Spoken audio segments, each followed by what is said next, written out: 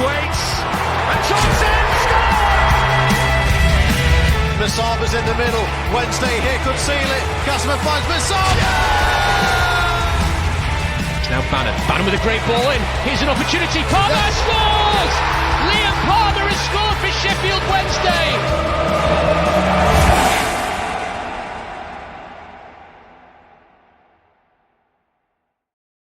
Hello everyone, I am Matt Johnson and you join us for another special episode. I'm seeing more of these people than I see of my wife and kids at the minute, with Symon of 1867 News on X. He is and has been closely linked to this all the way from the start, simply because of a comment by our chairman to the fans saying, go and find me a buyer. So Symon, first off, before we get started with all the really heavy stuff of this, how are you? You okay? Do you want the honest answer? Knackered. Yes, please. I really am knackered. This is taking me hours every day. So yeah, I've ended up having to spend my time sorting this out when I really should be doing other things. So yeah, I'm tired. Enjoying lots of aspects of it. It's been really good fun. Been a bit of a roller coaster. Been exciting. Been interesting. It's been depressing. But yeah. So overall, I'm still fine. Still happy. Still good. A little bit tired. That's good to know. Before we go any further, Symon, I think we asked when we put out for questions for this particular interview, there was one overriding question that came back, and it's, I suppose, the golden elephant in the room, to use to make a popular phrase, a Sheffield Wednesday related one. Before we go any further, first off, are you able to talk on how you are connected to the consortium? Yeah, no problem at all. I mean, I think probably most of what I've been doing has been done very publicly. As you yourself will definitely know, the first time I came to any sort of prominence was when I did a podcast with you. Was it a couple of months back, something like that? And we discussed what the options were for looking at being able to go there and buy a club or sell the club, finding someone to be a buyer for it. So I started doing that, and as I explained on the second podcast, it snowballed. We've gone from there. We talked to lots of different people. We got lots of ideas, and the whole thing has just simply evolved. It started out as something needs to be done, so let's do it. And I'll be the one to do it. I don't mind, and let's see who else we can get to help us. Let's get on with this. And it's got to the point where we are now in a position where I've been involved in fairly serious negotiations of seeing where we can get to go with. I've spoken to lots and lots of different potential buyers, lots of different people that's been involved in this, consortiums. I've spoken to equity groups, and I've spoken to sports agencies and accountants, all manner of different people I've spoken to. Now, if you remember from the very, very first podcast, one of the questions we're asking was the response that nobody wants to buy Sheffield Wednesday. Well, that was the question. And I said, I can categorically state there's at least one American consortium that definitely would like to buy Sheffield Wednesday. And obviously, that's the same consortium as we're still dealing with today. They were there at the very beginning, and they are there at the end. Now, that's not to pretend that there haven't been lots and lots of suitors along the way. I've looked at, as I said publicly, I've looked at trying to raise funds and looked at trying to get people interested, looked at getting fan-led buyouts and all those sort of things. And that has produced a tremendous amount of interest and a tremendous amount of people. And as I'd said before, it always follows the same pattern. They come along, they look at Sheffield Wednesday, they say, great club, very interested, great set of fans, great opportunity, sleeping giant, let's take it to the Premier League, etc., etc., etc. And then you get to the nitty-gritty. You say, okay, how much is it? How do we go about buying it? And they then disappear. They say, okay, if that's the hurdles I've got to jump over, that's what I've got to do. Probably not for us. Probably not the right time. Come back and tell us later. Being very clear about that. I've explained that on many different occasions. So I've been involved with 4 or 5 different opportunities to be able to come through and look at buying the club. And the honest answer is they've all fallen by the wayside, with the exception of one. The original one. The one that was there from 2 years ago, that's been biding their time. They've always declared they were going to buy the club. One thing I think is fairly telling is that one of the consortium that were involved, which was a US consortium, a different one, they pulled out very recently. And the comment they made was, there's no way this club is going to get bought by anybody other than somebody who is a dedicated Sheffield Wednesday fan. It needs someone from Sheffield who is tenacious, who is determined. And they said it's going to take somebody like Adam Shaw. He's the man you're going to need someone like that who is just simply not going to give in. And one of the things that was said to me a couple of years ago by a friend of Adam Shaw was that the thing that's about him that he said why he's been successful was he just doesn't give in. If he's decided he's going to do something, he keeps on going until such time as he achieves it. And that's what was needed. And that's what is kind of still needed. So everybody's fallen by the wayside except for the one guy from Sheffield who just hasn't given in. So in terms of how am I connected to it, I've also said I'm not going to give in. I'm still going to carry on doing this, but I'm still me. I'm still 1867 News on Twitter. I'm still Symon. I'm still doing the same thing as I always was with the same motivation. I'm still a Sheffield Wednesday fan. I'm still saying, let's find a buyer. Still saying we've got to be able to find a way to be able to negotiate this. And that's still been my role. However, I'm much older and much more experienced with much more connections and much more ideas of what needs to be done and how it needs to be done. So I've kind of evolved into having a certain amount of expertise and a certain amount of contacts. And I kind of think, without wanting to sort of blow my own trumpet, I think I'm in a position now where I understand both sides of the equation probably better than anybody else does. I know the club's position. I know Mr. Chansiri's position personally. I've had lots of conversations with Mr. Chansiri personally. I've obviously had lots of conversations with the consortium. And as I've said before, with every other aspect of people that's been involved. But I've been doing so independently. And I've been doing so without getting paid for it, just giving up my time to be able to devote it. So in terms of where am I with the consortium, I'm still in that position. I'm independent. I'm still me, working for nobody, not getting paid by anybody, but I am advising the consortium on all different matters. I've advised them on strategy.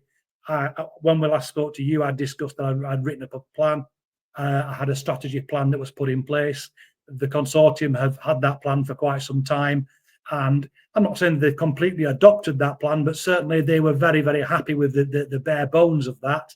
And they've proceeded on that kind of basis. You heard John's interview with Radio Sheffield, and I know you'd seen my plan, and you probably would be able to see that some of the things that he was discussing and some of the clubs that he was talking about and some of the strategy that he was discussing is based in what my plan was.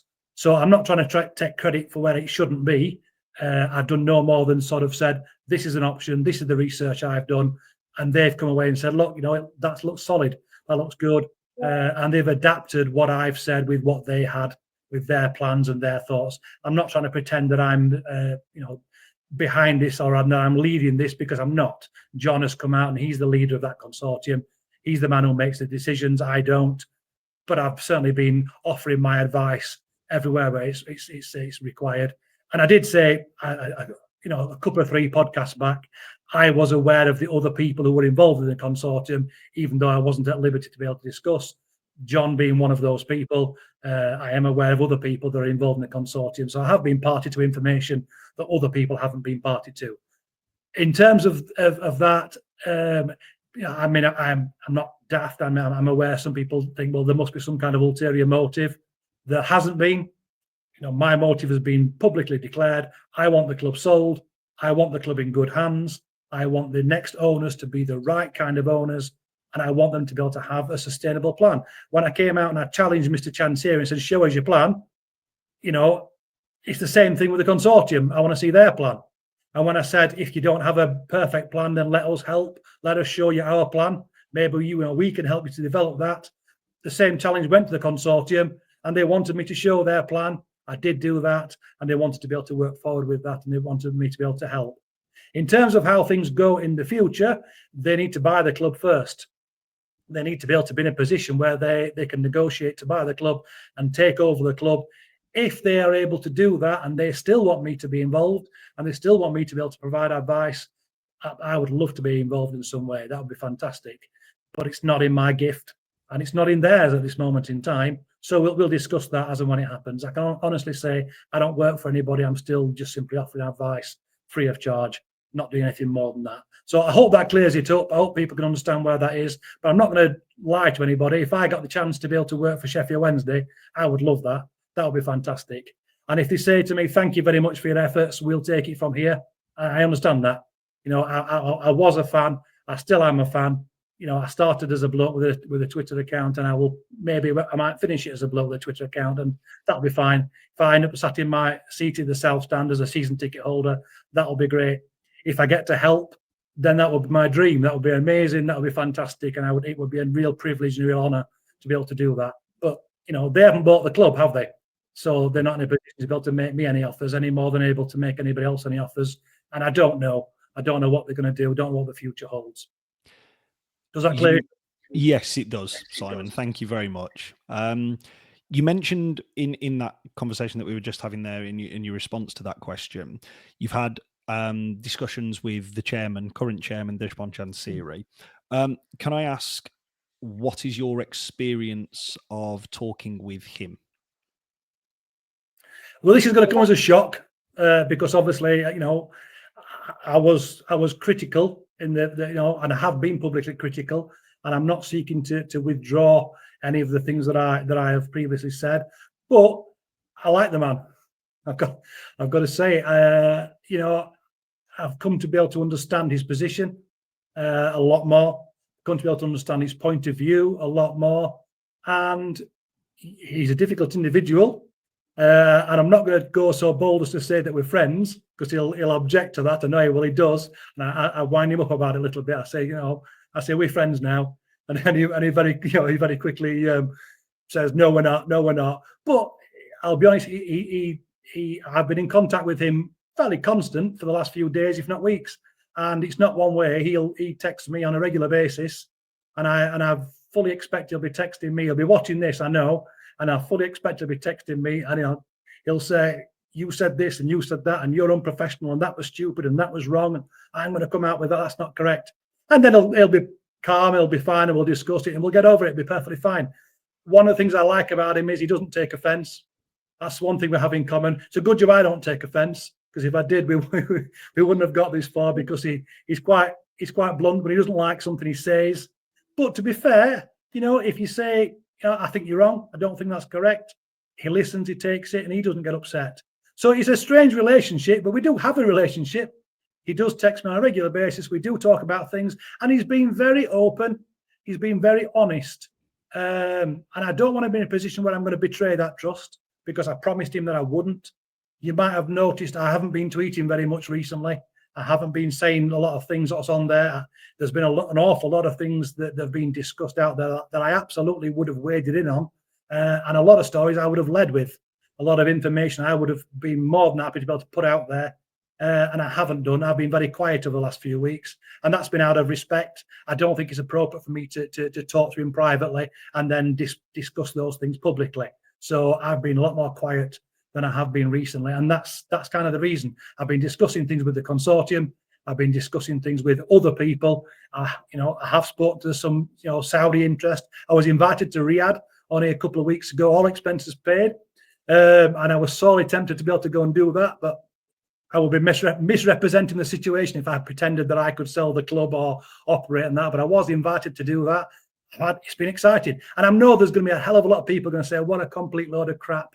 He talks, that guy talks, total rubbish, not true, never the case. And if that's the situation and you don't believe it, fair enough. No problem with that. I'm only simply stating the situation as it goes. But yeah, in terms of Mr. Chansiri, I think I have an obligation to be able to state the truth. I mean, the previous podcast, I said I'm stating the truth about what I understand about the club and the way the club is being run. And I think fans have a right to know that. And I think now I'm in a situation where I think I have an obligation to tell fans, and fans have a right to know what I understand about Mr. Chansiri personally. And it's not that I'm going to sit here and now slag him off and say what a terrible man he is. I've read all what people are saying about him currently, and I understand why they're saying it. I realise that it's not a good situation. With the wages not being paid, it really isn't good. The EFL charge really isn't good. But people are saying, some of the weird, the more extreme conspiracy theories, he's doing this on purpose. He's just playing a game. He's going to pay the wages at the last minute just so he can ride in as a hero. He's not bothered. He's going to put us into administration just to be spiteful. All of those kind of things, I've got to say, all of that is absolute crap. It really is. Total rubbish, not the case. He is very concerned about the current situation. He's very upset about the current situation. And I can honestly say, and he might well be upset with me for saying it, because I don't think he's a proud man, and I don't think he himself is ever going to come out and say it. But he did his very, very, very best to make sure that those wages were paid on time. He tried everything that he possibly could.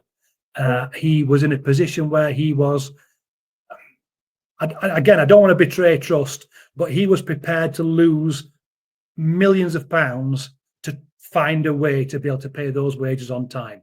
And I don't think people realise that, and I think that they should. He's in a situation where he is doing what he can.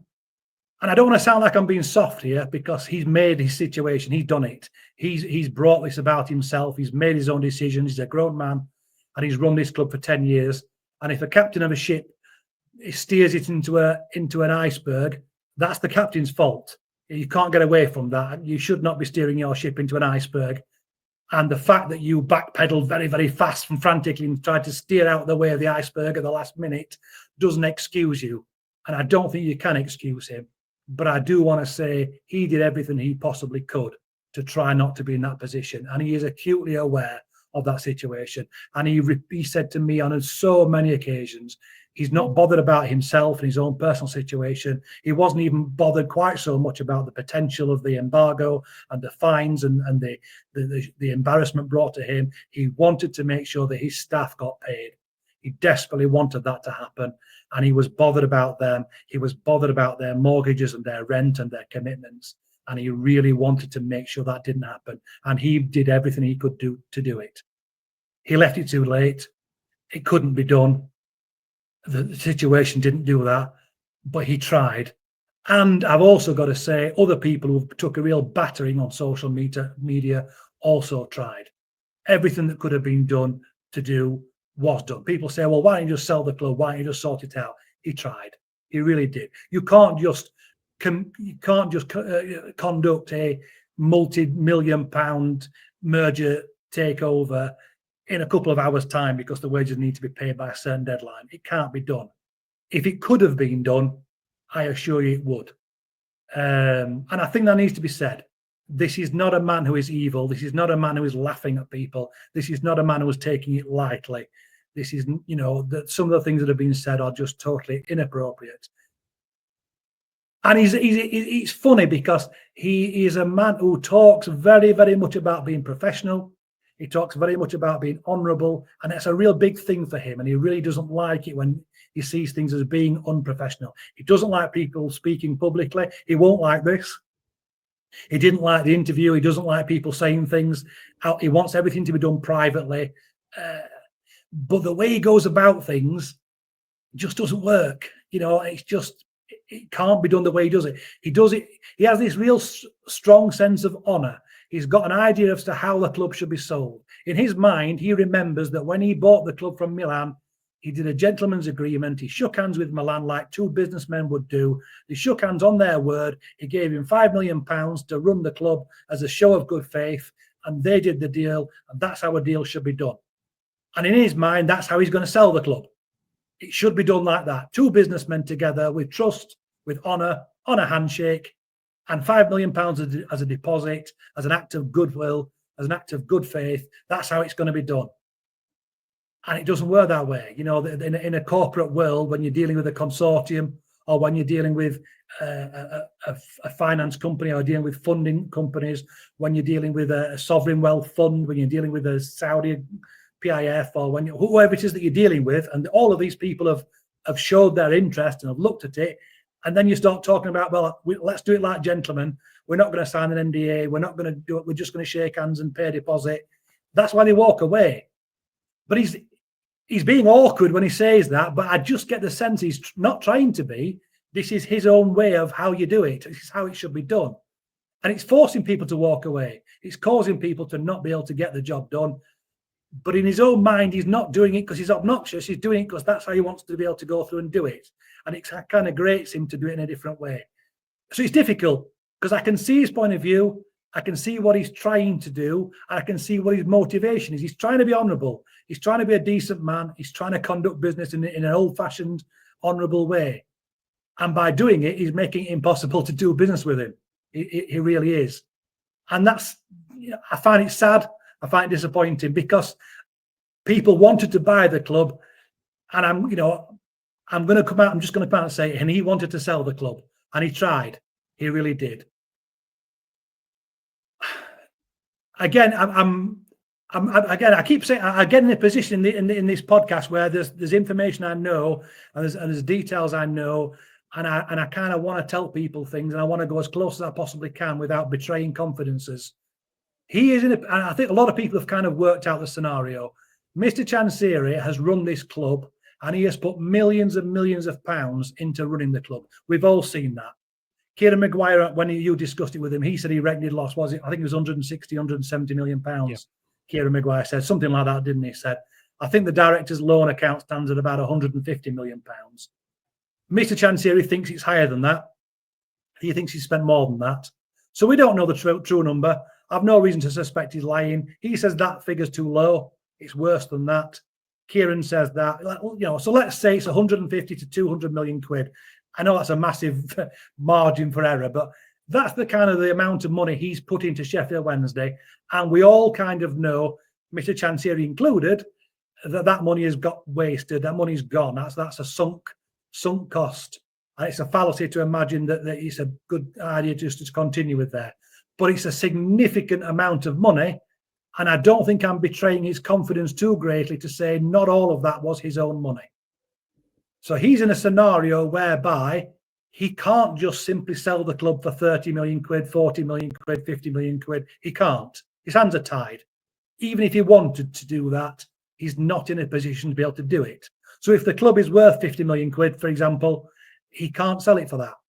And it's not that he's been obnoxious. It's not that he's trying to steal extra money. You understand his position. He can't sell the club for that figure. He can't sign up to a deal. If that's the price he can get, if that's all it's worth, he simply has no option but to find a way to carry on. He's just simply got to try and find a way to try and trade his way out of it because he can't sell it at that price. And that's where the difficulty lies, because that's probably the true value of the club, and he can't sell it for that. He's got to try and find somebody who's going to pay significantly over that. And obviously he had an offer that was significantly over that, but even then, the way it was, he still couldn't do a deal. It couldn't be structured that way to be able to sell it. So he's in a mess, personally. And I think he realises that. I know he realises that. And I have sympathy for him. I can't excuse him because, he should have realised this. He should have done something about it earlier. But let's be honest, we are where we are. It is what it is. He can't sell it for that price. No one can buy it for more than that price. So Mr. Chansiri has to try and find a way to soldier on. But I don't know his personal finances well enough to know whether he can soldier on. He hadn't paid the wages this month. He struggled 2 months ago to pay the wages. If he can't find the money to be able to do it, he can't even soldier on. And that's the difficulty. Now, I don't want to raise the alarm bells here because he assures me this is just simply a cash flow problem. He will be able to come up with the cash, that wages will be paid, and he can continue. He assures me it's fine. He's facing difficulties, but if he has to carry on running the club for 2 more years, 3 more years, whatever it happens to be, he feels he can do that. And maybe somehow he'll trade his way out of it. Maybe he'll find a way to be able to get his head back above water. The stock market hasn't helped him. He frequently talks about the COVID situation. I hate to think how much money he lost, but I'm fairly sure he lost a lot of money in COVID. I can tell he did.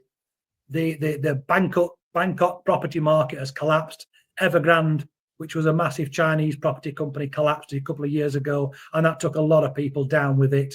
If he was in any way a victim of that, and I think what I'm looking at, I think the property market collapsed around him, and a lot of his personal wealth. It seems that there's been a perfect storm of stock market prices going down, COVID hitting, Sheffield Wednesday struggling with COVID, all manner of issues have affected him, and I think he's gone from being a pretty wealthy man to being in a difficult scenario that he's facing trying to trade his way out of it, trying desperately to keep his head above water. And there are times when his head goes underwater, and we're currently in one of those times. So what he can do about it, I don't know. I think he's got some difficult times ahead. He's got some difficult situations to be able to look at. And I think we're in a situation where perhaps, if we're not careful, it's not that the captain's going down with the ship. I think it's a case where the ship might go down with the captain. That's the reality. How that goes further forward, I don't know, and I'm not going to try and pretend I do know. But I just think we're in a scenario where Mr. Chancery doesn't need telling how bad it is. He knows. He doesn't need people to tell him how shameful and embarrassing it is. The man knows. People can kick him while he's down, and I think possibly he deserves that. But that isn't going to get the club sold. We're not going to get further by embarrassing him further, by slagging him off. He's aware of the situation. He knows that. So I'm not going to come out publicly and slag him off any further. I'm not going to come out and say that situation. If I thought he was being stubborn and stupid and foolish, like some people think he is, then I would probably come out and say that. I no longer think that's the case. So that's where we are. I don't want to come out as soft, and I don't want to come out as it looks like I've switched sides. I don't want to come out as saying, this is not the case. And I know people keep saying, I'm changing my position. I'm changing, but as the facts change and as my understanding changes, well, my opinion's got to change, hasn't it? And my understanding of Mr. Chancery has changed, and I quite like him as a person, as a human being. I don't justify his position. I don't envy him. I've been there to some degree. We've all had times when you're in difficult situations, and it doesn't help if people just come along and kick you. And that's kind of where we are. So maybe he'll fall out with me tomorrow, but I think it's important that somebody comes out and speaks on his behalf, just simply to express the situation. Okay. So I don't know how you feel about that. I don't know how fans are going to feel about that. I'm happy to answer more questions if people have got more questions, but I'm speaking on, about personal details of other people's personal details. And I think that's probably as far as I ought to go at this moment in time. Yeah, understood. We're going to change gears now, and we're going to talk about John Flanigan's recent interview with BBC Radio Sheffield with Rob Staten. We're going to talk about, obviously, some of the quotes and comments that came from there, and again, field some questions from our Discord community that have brought some of these up, and kind of see what your thoughts are and what you're able to add into the mix on it. Okay. The first one and the overriding one was, why do an interview prior to purchasing? The argument being that if a consortium is serious, and we often hear this argument parroted both in person and in the media, if a consortium is serious in pursuit of a successful bid or a purchase, especially trading with an owner like ours, why go public? Yeah, I get it. This is one where you're damned if you do and damned if you don't. I mean, we've had this conversation publicly and privately. People want to know about this consortium. They want to know the details. 2-3 podcasts back, I was alluding to details and suggesting about details, and people want to know what's happening. They don't want me to talk about it because I'm not part of the consortium. They want to hear the details. And I've always been saying, if people knew the details, they knew who was involved, they would have confidence. And a lot of people have been saying, well, where are they? What they got to say? Confidence was waning. People weren't sure. People have got frustrated. People are angry, turning up on each other, turning up on themselves, turning up on Adam Shaw's baseball cap. Everyone's been turning up on people. And, I've had such a lot of stick in, for all manner of different things. And it kind of felt like people needed to have some answers, some visibility, and John, he sounds the part, doesn't he? He's a professional man. He sounds like an American who leads a consortium should sound like, doesn't he? Yeah. He knows what he's talking about. He sounds like a safe pair of hands. He sounds like a man who's got a plan. He said the things that we expected, that we wanted to hear, and all of a sudden it sounded more real, didn't it? You thought, this is the guy, this is what I wanted to hear. There's some substance to this. And previous to that, you had me pontificating, not part of it, and Adam Shaw wearing a training top on Ecclesall Road drinking a pint of beer. And everyone's like, oh, this is all a load of rubbish. You've got no money. This is all crap. Symon talks rubbish. We've all heard it. We've seen it. I've seen Owls talk. I've read Owls online. I know what you're saying. I'm aware of it all. Should see our comment section, Simon. Sorry, Simon. You should see our comment section. Yeah, listen, I get it. Listen, one thing I will say is I don't take offence. I'm 50 odd years old. I'm a fairly confident person. You know, I don't lack confidence. I'm not. If I was insecure, I would be rocking in a corner by now, wouldn't I? I'm not insecure. I don't take offence, and you know, I don't give a toss. I'll be honest. But I tell you what, it's a good job, isn't it? Because if I was a sensitive soul, then God grief, what state would I be in? Because I've took some stick, and all I've done is try to help. You know, and poor old Adam, boy, is he taking some stick. But we'll come to that in a minute. So yeah, realistically, John Flanigan has come out there because people needed to see who was behind the consortium. They needed to be able to know what was happening. They needed to be able to hear some details. And I think he came across very well. And I always knew that he would. And I've been telling them to do this for months and months and months. I've been trying to get them to come onto your podcast and do an interview and to do a Q&A. And I hope they will one day. And they keep promising, they keep saying that they will. But it's a two-edged sword. I mean, what happens if people come out and they just simply get, everyone's nasty and bitter? We've got to sort of put our toe in the water and test it and see what it's like. So it was thought that an interview with Rob Staten might be the best option. First of all, just to be able to get going. But no one's, you know, I think they will probably do a Q&A with you. I think they will come and listen to fans. I think that's a possibility. But only if people aren't going to come out and say, oh, well, now you're just publicity seekers. Or because people say that, don't you? You've heard it. If people are just going to come out and say you're just trying to seek attention, you're not serious, then they're not going to come out. So you've got to pick a side. What do you want to do? Do you want to hear from these people? Do you want to hear their plan? Do you want to know what they're offering? If you do, then let's hear them. If all you want to do is just simply laugh and go, oh, well, you're an attention seeker, then they're not going to come out. But you've got to pick a lane, decide what you want to be able to come and do. They'll come out and talk, and they're happy to come out and talk. They're happy to discuss their situation, as long as people are happy to take it for what it is, that they're going to get information. If you're asking honest questions, and if you're asking them with the right reasons, then I think they'll tell you the right answers. You know, I don't think we can say fairer than that. I think John was very good. I think he was brave to do what he did. I think it worked out very well. I think people can see that. And I think we need more of that. Mr. Chansiri obviously says, you know, he wants people to be professional. He's heard it, by the way, obviously. He's listened. I can't say that he was excited, but, you know, he said it could have been worse. He said it wasn't rude. He said it wasn't terribly unprofessional. He disagreed with parts of it. He's objecting to it. And he promises he's going to come out with his version at some point soon. So I'd like to hear that. It could have been disaster. It could have just shut down all conversation with Mr. Chansiri. He could have said, right, forget it. But as I said earlier on, we're very fortunate that Mr. Chansiri, for all his faults, isn't that kind of guy. You know, you can come out and say, this is my opinion. And he took it very well. He objected to it and we chatted about it and we moved on. It's been fine. So I expect he might come out with his own version at some time in the future. We'll see. I think that we can be grown up enough to have a public discussion, have a public debate, field questions. And I think people can be adult enough to ask questions with the right answer. But it's difficult. I've come out and done it. I've shown my face. I've shown my name. And I would say 80%, 90% of people have been incredibly supportive towards me. But 10 to 15% have been absolute gits. You know, they really have been obnoxious. And it's that kind of thing that makes it difficult. It really does. And in terms of the other members of the consortium, there's a lot of people that's behind this that have got serious reputations that they want to defend, and they don't want to be associated with people saying the things that have been said. So I think Wednesday fans have got a little bit of a thought, going to have to have a conversation between themselves, say what we're looking for here. Are we looking for our club to move forward? Do you want someone to come on and save the club?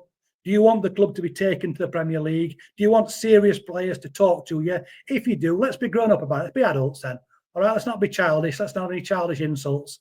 Let's actually come and talk to people in a sensible way. Because if all you want to do is throw childish insults, they aren't going to come and talk to you. So we need, you know, the 80 to 90% of us that are sensible need to correct the 15, 20% who are not.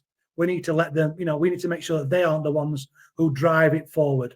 You know, that's where it needs to go. If you want to hear more, I think they'll say more, but people need to be grown up about it. Okay. In regards to the interview yesterday, it was stated that the second bid was rebuffed. First off, how much was the bid? And secondly, what timescale could we be looking at as the phrase moved quickly was used? What is a time frame for how quick? Are we talking weeks? Are we talking months? Are we talking years? See, this is a matter, because we keep coming about what's professional and what's unprofessional. Obviously, the knowledge of the bid got leaked. It wasn't leaked by the consortium bidders, and it wasn't leaked by anybody at the top end at the club. I don't know who leaked it, but somebody did. It was suggested the consortium bidders leaked it. They definitely did not, because it did not help their cause. They did not want the knowledge of the bid to be leaked. And I'm quite confident it wasn't Mr. Chansiri himself who leaked it, but somebody somewhere keeps getting information from that side of it, and it looks unprofessional. So the consortium didn't. As a result of it getting leaked, I put a tweet out on their behalf acknowledging that it was them that did make the bid, and I alluded to the fact it was a higher price than had been paid for any other championship club. The consortium didn't want me to specifically say the numbers because they thought it was unprofessional, and they thought Mr. Chansiri wouldn't want that number to have been put out there. Mr. Chansiri said, you didn't have the balls to say the number. Because he's that kind of guy. He said, why don't you just say the number? You didn't have the balls. And I said, look, I thought it was unprofessional. So I didn't want to say the number. I just wanted to allude to it. So Mr. Chansiri is quite happy for me to say it. The consortium were not happy for me to say it. And obviously, John had an interview. He had the chance to say the number, and he didn't do so. So I'm not going to do so. I know the number, I know the details, but John didn't say it, and Mr. Chansiri hasn't said it. So I don't think it's appropriate for me to say it, because I've just said I didn't make the bid, and I'm not buying the club, I'm not selling the club. So I don't think it's fair to me to say it. I'm going to have to stick with what I said before. You know, the figure you said was about right. It's higher than West Brom. John also said it included accelerators. Correct. It was a massive amount of money up front, an amount of money that was a respectable bid for the club, and it had accelerators on top of that, which made it a very, very generous bid for the club. I don't think it's for me to say. If John isn't going to say it and Mr. Chansiri isn't going to say it, I can't. Sorry. No, I understand. The next question is, based off the interview yesterday, it was claimed that there have been no counter offers to either bid from the club. Given the fact that several members of the consortium have little to no connection to Sheffield Wednesday, and given the fact that there are, judging by the reading of this situation, far easier clubs to deal with from the outside looking in, why are the consortium not looking elsewhere? Right, I'm just going to come out and say this. I'm going to come out and say it honestly. They should be, they could be, and all but for pretty much two things. There's two reasons why they're not. So I'll deal with why they could be and should be first of all. Half of the championship is available for sale. Not necessarily publicly, but privately they are. If you wanted to buy half of the clubs in the championship, you could approach the owner and make them a sensible offer, and you'd have bought it by now. That's a fact. I could tell you some clubs that have been offered that you don't know, that aren't publicly for sale, but John and the group have been offered clubs in the championship, and you go, why on earth wouldn't you buy those? And I've even asked the question myself. I think, well, sound like a good deal. Why aren't you going for that? They've been offered MLS clubs. Their MLS clubs are available. They've been offered clubs in Europe. There are clubs all over the world that are available for sale. And John had mentioned that some members of the consortium had only just this week been offered a couple of opportunities that were very, very good opportunities that they could and probably should have considered. And you're absolutely right. They are much easier to deal with than Sheffield Wednesday. So, yeah, logic says, yeah, you should be going elsewhere. And because this consortium are primarily from America, it makes perfect sense. It doesn't matter to them which club they buy. They want to buy a club.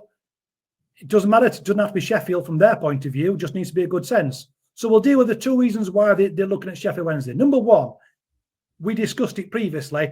Sheffield Wednesday is a fantastic opportunity.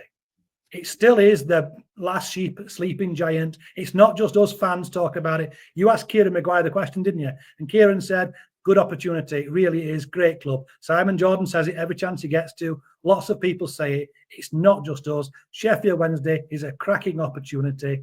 It's, if you're going to buy a club, England is the place to do it. If you want to buy a Premier League club, as Kieran said, £500 million is going to be the price you're going to be paying. You can knock a nought off that to buy a championship club and give yourself a chance to get to the Premier League. That's the only opportunity in football where you're likely to make money. Buy a championship club, be smart about it, invest in the right way, get it to the Premier League, get it established, have it as a mid-table Premier League club. I've said it before, Sheffield Wednesday, mid-table Premier League club, is worth £800 million, possibly more. That's a lot of money.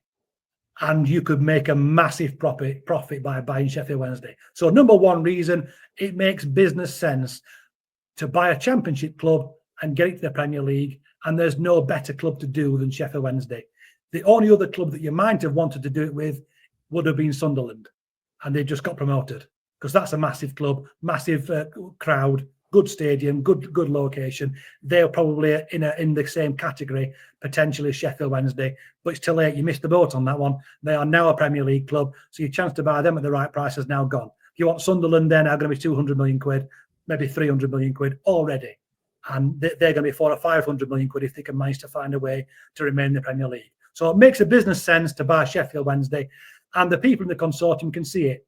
They understand that. They know that. So that's why Sheffield Wednesday is the case. And the second thing, and this really is a big one, and I think people have underestimated this, and I think some people should be embarrassed and ashamed and red-faced. And that answer is Adam Shaw. Literally is Adam Shaw. Adam Shaw is part of the consortium. He's an equal part of the consortium. He's not the leader, as I said several times, and no one believed me. It was not Adam Shaw's consortium. It was a US consortium of many people. Adam was not the leader. John has been the leader. But Adam is a part of it. He's an equal share of it. So he's putting millions of pounds into the consortium. And he's a Sheffield-born man. He lives in Sheffield. People seem to not to realise that until this week. He's a Sheffield Wednesday fan. He went to Sheffield Wednesday as a kid with his dad, like so many of us did. His dad took him from there. His dad was, from Manor Estate. As a Sheffield Wednesday fan, he's a Sheffield-born man. Adam is a Sheffield-born man. That's why he's there. And Adam said it has to be Sheffield Wednesday because it's my city and it's my club, it's my town, and that's where it's got to be. And Adam went out there. See, we talked about me going out there as a person saying, let's find a buyer. Adam did that 2 years previously. He just happens to be a richer man. He happens to be wealthy enough and knows wealthy people. And he went out there and he persuaded his people that Sheffield Wednesday was the club to buy. He took them to see the videos of us at Wembley. He showed people all the excitement of our club. And he went out there and he sold it. John Flanigan is a man interested in football, but he wasn't interested in Sheffield Wednesday. Adam persuaded him. Adam told him this was the one. And Adam, as I've said before, when he's got his mind on something, he doesn't stop until he gets it. So the other people that's involved, and I can't name their names, some of those were nominally Manchester City fans, interested in football, but Man City. Obviously, they can't buy Man City. But Adam has said, we were bigger than Man City not long ago. When I was a kid, we were the bigger team than Man City. They're only there because they're well run. Adam has sold this to people. Adam has told them over his dead body, are they going to go and buy a different championship club? He won't allow it. Says no. And he needs to get credit for that, and he hasn't done. And all anyone can say about Adam is look at the guy, he wears a baseball cap, and look at his beard and look at his accent. I think people should be embarrassed. I think people should be ashamed. He deserves better than that. He's not going to be the leader, as I've said before. He isn't going to be the chairman, as I've said before. He's not going to be replacing Deshwan Chansiri with Adam Shaw. It's not going to be Adam Shaw's Sheffield Wednesday. That's not his role. His role is to be the Sheffield link, and his role is to get a group of people together. His role is to make sure the consortium is on top of that. And he does that very well. He's been very successful. He gets the right people around him. He gets people in place to do their job, and he assigns them to do their job. And he has enough humility to know that he can't do all the jobs. He isn't going to try and do the jobs. He's not going to come and try and run the club and say, let me do it. He won't be on the training ground saying, let me make decisions. He won't be running the rule over the under-18s who should get a new contract and all that kind of thing. He's a humble man. He doesn't want to try and do that. He has no intention of doing that. And he's got so much abuse, of these last few weeks. Why he's sticking around, how he stuck that out, I'm amazed. Because he should have said, get stuffed. He really should. He should have told his consortium, let's go and buy something else. And it's to his tremendous credit that he hasn't done that, despite what has been said. Very few people have said kind words about him. Very few people have said nice things. I've had lots of people texting me with kind words. He hasn't had any. And I think he's due some. I really do. I think he's due some. He got wrongly labelled as not having any money. Absolutely untrue. You know what Sheffield people are like. His dad, as I said, he comes from Manor, so his dad didn't have any particular wealth. His dad's just a working man, working class man, and Adam has been raised in a working class family. And he always says to me that his dad's policy was, you don't tell people about money. You don't talk about your wealth. You don't tell them that. And Adam's done very, very well for himself. And Adam's a very, very wealthy man. And his dad always says, you don't come around here bragging, telling people what you've got, what you have. And that's just not our way. And I understand that. And I respect that. And that's a Sheffield kind of way. That's a Yorkshireman's kind of way. We don't go around bragging about our wealth. And Adam hasn't gone around bragging about his wealth. And consequently, people say he ain't got no money. And I think that's unfair. I think that's unreasonable. You know, he doesn't have UK wealth. He doesn't run UK businesses. His business is based in America. So people have come along and said, well, he's got no UK business. He runs a charity. His charity doesn't make a profit. You know, of course he doesn't. It's a not-for-profit charity. Well, you know what you expect he was going to do? Say, oh, Trigger Hub's been dissolved. Yeah, of course it has, because Trigger Hub's in America. It's Trigger Hub Inc. It's registered in Delaware. It's not registered in England. Trigger Hub's worth a lot of money, but it's not worth a lot of money in the UK. So we get these Google warriors. I've been on company's house. Alan Shaw's got no money. Total rubbish. Trigger Hub's a very, very wealthy company, and Trigger Hub is doing very, very well. Again, I'm not allowed to say this. I've got to go as close as I can without it. There is going to be a very significant sponsorship deal with a local sports team, and you probably be able to narrow these things down, but it's going to be announced very, very soon, and I can't pre-announce it. It's not for me to do. I don't want to leak anything, but there is going to be an announcement within the next week or so that will show you just exactly how much sponsorship and how much money is being involved in local Sheffield sports through Adam Shaw, through Trigger Hub. He absolutely does pay sponsorship deals. He absolutely does do his business in the right kind of way. I can't leak it in advance. It wouldn't be for me to be able to do so. But keep looking on social media in the next seven to 10 days, and you'll find out what it is that's being discussed. He's a very keen sports fan, and he's very keen to do a lot for Sheffield sports. If he talks about it, then you say he's bragging. And if he doesn't talk about it, you say he's doing nothing at all. He's being treated unfairly, and I think people should give the man a break. Yes, he wears baseball caps. Yes, you know, you might not like his beard. People don't like my beard. It is what it is. You know, you've got what nature gives you. It's one of those things. He does drink beer, and he does go on Ecclesall Road. So what? You know, he wears a Wednesday top. So what? He's a Wednesday fan. You know, I don't see the issue. I think he's been treated unfair, and I think it's about time it stopped. I think people need to start and say, if we want this club to go forward, you want people to help. The reason why the consortium is buying Adam Shaw, the reason why the first consortium that was here is the only consortium that's left standing, is because of Adam Shaw. Literally, it's because of Adam Shaw. Everybody else said, can't deal with Chancery, can't buy that club. Thank you very much. I'm going to go and buy another club. Adam Shaw said, nope, we're going to keep going till we do this. We're not going to stop. And I can promise you that's the case. And he isn't going to stop. He's going to keep going. And I think credit to him.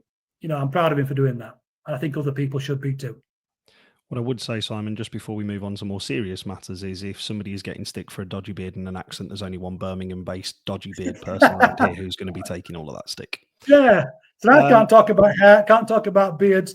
You know, I mean, listen, some people have just been pulling his leg a little bit. And you can pull his leg, you don't mind. Yeah. You can laugh at his dodgy accent if you want to. I tease him for it. You can tease him for his baseball cap, and you know, Gaz Robinson was saying he's going to buy him a baseball cap, you know, bending thing to make it fit. He don't mind. There's no issues with that. But, you know, there's a line, isn't there? And a lot of people have way crossed over that line. By all means, tease him. The man's got a daft accent. You know, he's born in Sheffield and he sounds like a Yank. Tease him about it. You know, no problem. And he'll not mind that. And if you want to go up and talk to him, he loves talking about football. He's happy to talk about it. He talks crap about football. Tease him about that. No problem at all. He's happy with that. It's perfectly fine. But let's be careful. And again, it's back to the same thing about Chancery, back to the same thing about the consortium. We need to be adults about this, don't we? You know what I mean? Football's about banter, and I have no issue with that. I like it. I don't mind it. I'm part of it. You can tease me. You can have a go at me. It's fine. But some people have gone past that, and that shouldn't be the case. His mum and his dad, you know, are based in Sheffield, and he says that his mum doesn't read the newspapers, but she sits and reads Twitter. Can you imagine how that goes down? He's got a 70-odd-year-old mum. Gets a phone out at night and she's reading Twitter, seeing what's happened about Adam. You know, they're very proud of their son. He's done very, very well. You know, I mean, how many people in Sheffield's son are multimillionaires?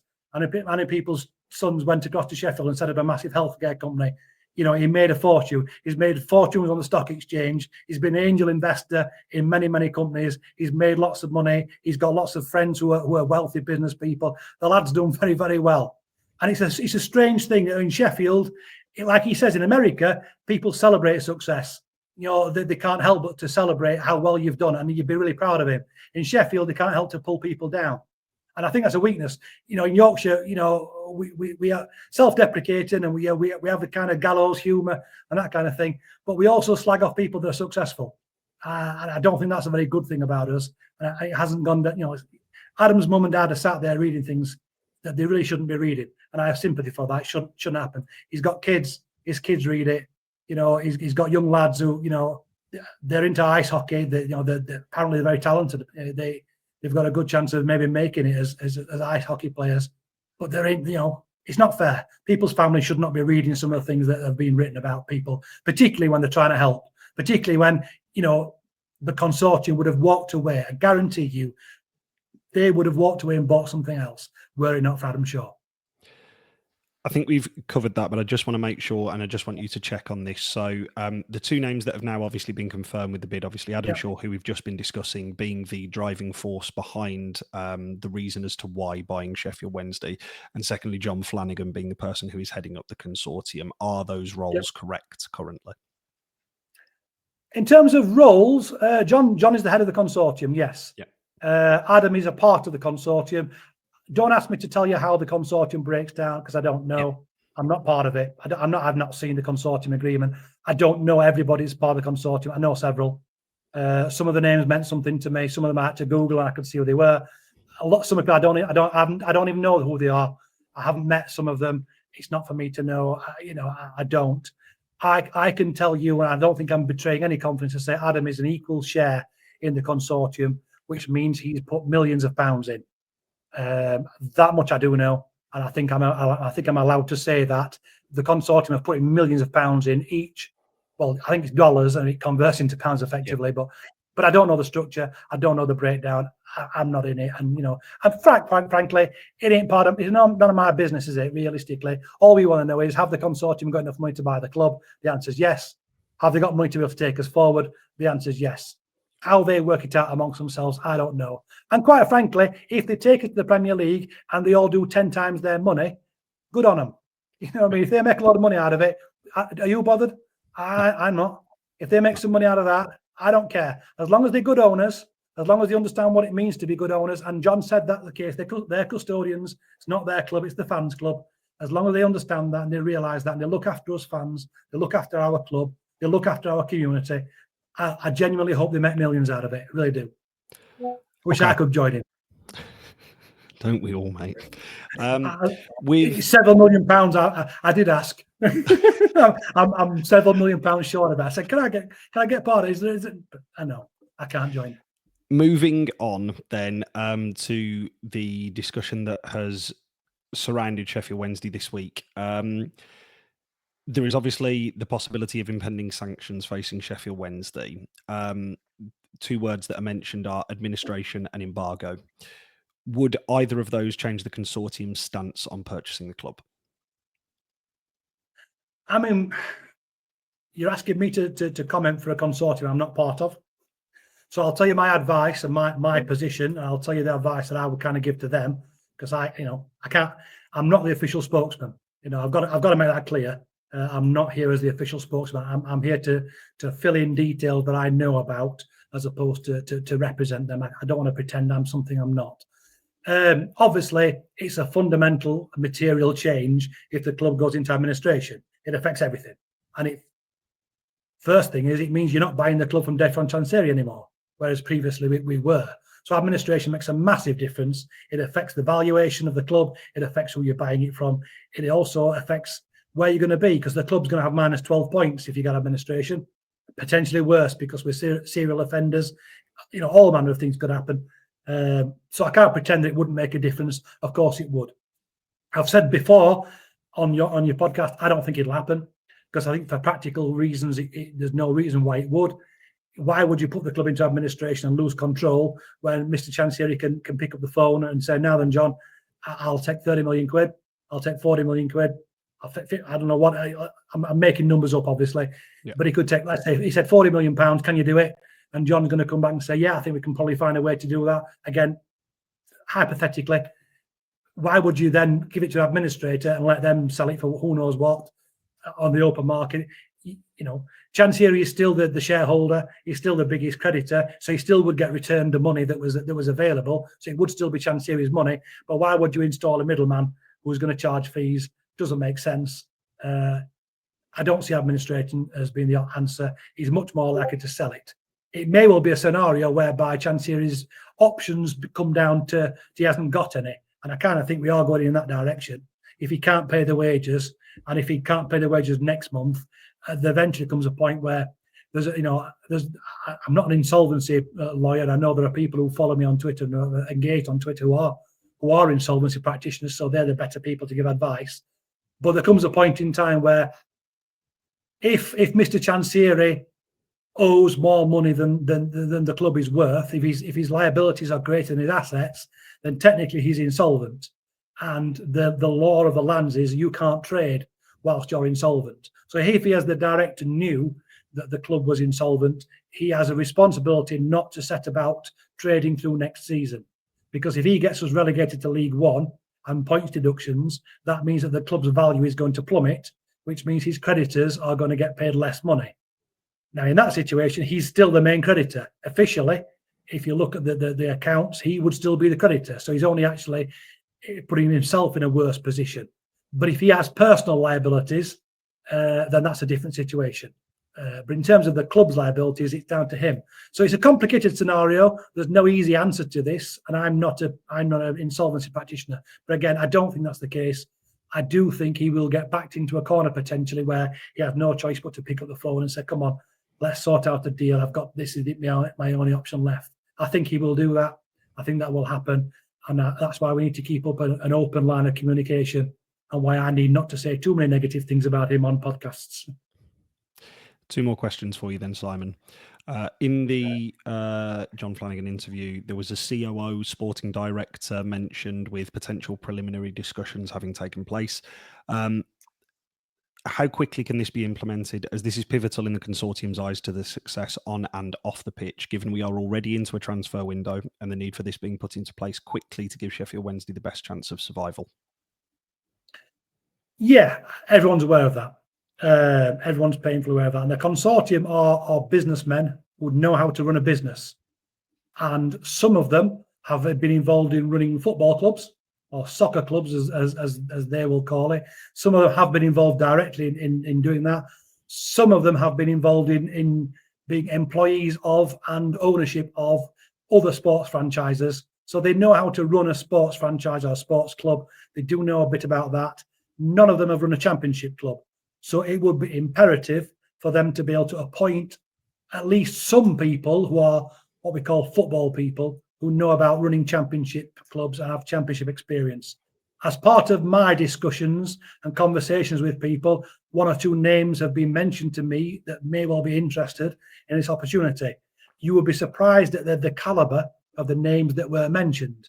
And I certainly was interested and excited by the names and thought, you know what, if we could get those, that would be a fantastic opportunity. That'd be a real coup for Sheffield Wednesday, and not just a safe pair of hands, but a real driving force to take Sheffield Wednesday forward. Just the kind of people who we need to be involved.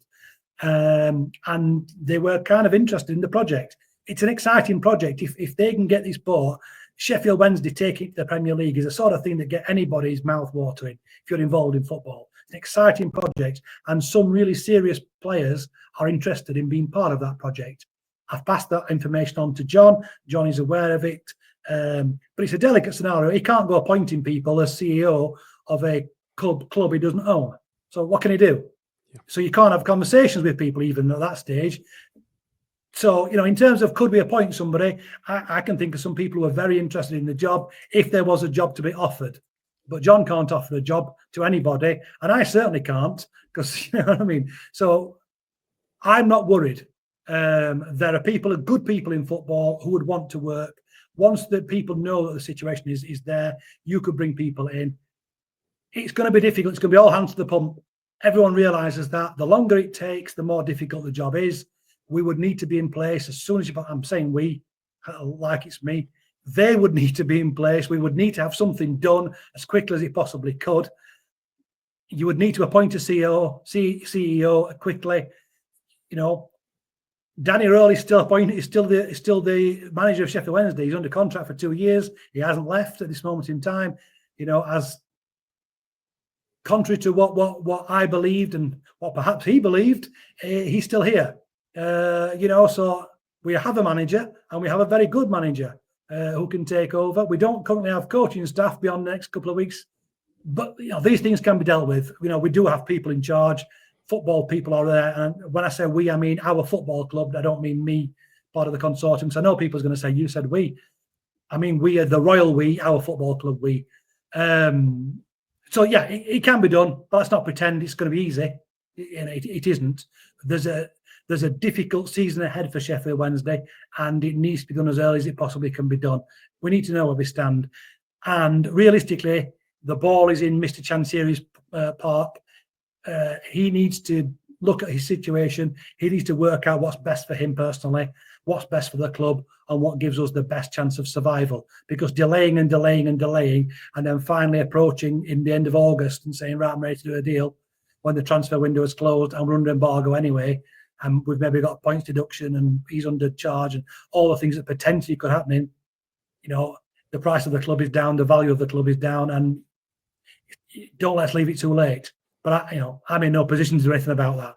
But if he was able to act early, I think the consortium could act pretty quickly. Okay. Let's see what happens. I don't know. Last question then. What can fans do to help? I think I've covered the first thing. Can we try and be a little bit kinder to people? You know, I called for it before. We need to be aligned. I asked for people to get together, and people did. They got behind that. They grouped up together. They joined the supporters trust. They got involved. They need good news, don't they? We need a little bit of hope that something can be done. I'm hoping, you know, some of what we discussed tonight gives people a little bit of hope, a little bit of perspective. A deal can be done. It couldn't be done quickly. It can't be done with the numbers that people are talking. But that doesn't mean the deal cannot be done. It doesn't have to be doom and gloom. So that's the first thing I would say is, if the fans rally round the consortium and encourage them to come out and talk more, encourage them to be more open and honest, I think they would respond well to that. If they can give a little bit of support to the people who are trying to help, you know, to Adam, he needs a bit of help. You know, it'd be nice if some people would lay off me a little bit, but I'm a big lad, I can take it. I'm not that bothered. I'm not crying about it. But it doesn't, you know what I mean? It doesn't help. People don't want to be visible if you know what you're going to get. So let's try and be a little bit kinder to each other. Let's try and be a little bit more united. I still think we need to keep the pressure on. I still think we need to keep, you know, the fans forum that the supporters trust have announced next week. I think we need to keep the pressure on. I'll be honest. I don't want to hurt Mr. Chansiri. I don't want to cause him problems, but I think he needs to understand that a decision needs to be made, even if it's a difficult decision. And I think the pressure needs to be kept on him. And I think pressure needs to be kept on the EFL. I think they need to understand that this needs to be dealt with for everyone's sake. The issue needs to be solved. I think fans can do all of those kind of things. But other than that, it's just a case of being patient and just waiting and trusting in the process, trusting in the people, and trusting in people like myself. I'm trying the best I can do with no ulterior motive. Adam's trying to get people around things. The consortium are trying to buy the club.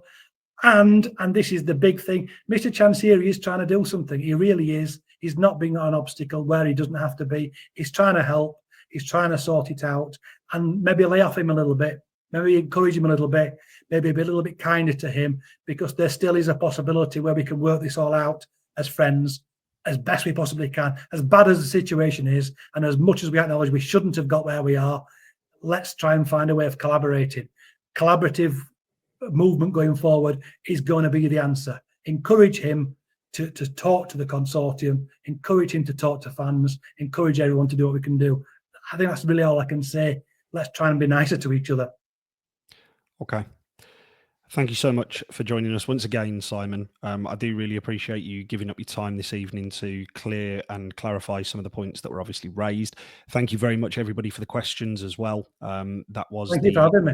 Yeah, it was the whole point of obviously this evening was to get some answers really to the questions that came out of the interview from yesterday, which Do you again think we have enough answers? Do you think that was? I mean, I would bit of assume so. feedback. Do you think people will be happy with that? Because we're trying to be open. I mean, it's difficult, isn't it? Because I can't speak for other people a lot of the time. I know people sort of criticise me for that. I'm speaking on behalf of Mr. Chancery, speaking on behalf of a consortium, speaking on behalf of myself. It's difficult, isn't it? I think that was one of the huge benefits I felt that came out of the interview that was released by BBC Radio Sheffield yesterday, was that there were answers, there was names to faces, and actually I would tend to agree with you, Simon. I try on these to stay as neutral as possible to let people make their own decisions. One thing that I would say on that is there was an overwhelming swell of positivity towards the interview. It was. The questions that were obviously asked this evening were questions from fans that came out of it. Thank you very much for joining us all, and we'll speak soon, no doubt. Thank you. Yeah, hopefully we'll speak again. Yes, thank you.